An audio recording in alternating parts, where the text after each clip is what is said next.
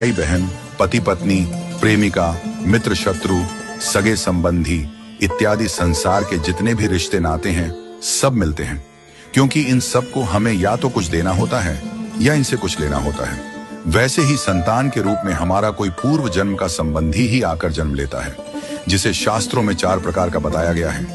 1. अणानुबंध पुत्र। पूर्व जन्म का कोई ऐसा जीव जिससे आपने ऋण लिया हो या उसका किसी भी प्रकार से धन नष्ट किया हो, वह आपके घर में संतान बनकर जन्म लेगा। वह अपना धन बीमारी में या व्यर्थ के कार्यों में तब तक नष्ट करेगा जब तक उसका पूरा हिसाब न हो जाए।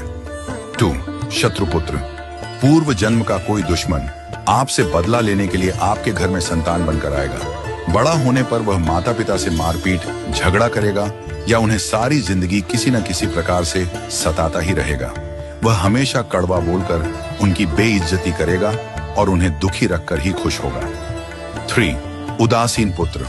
इस प्रकार की संतान न तो माता पिता की सेवा करती है, न ही कोई सुख देती है। वह उन्हें उनके हाल पर मरने के लिए छोड़ देती है। विवाह होने पर यह माता पिता से अलग हो जाते हैं और उनकी चिंता नहीं करते।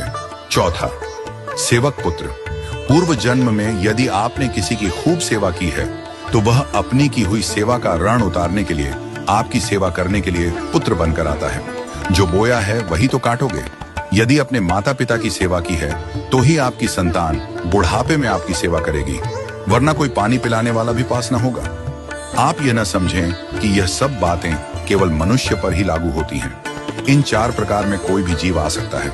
यदि आपने किसी गाय की निस्वार्थ भाव से सेवा की है तो वह भी पुत्र या पुत्री बनकर आ सकती है।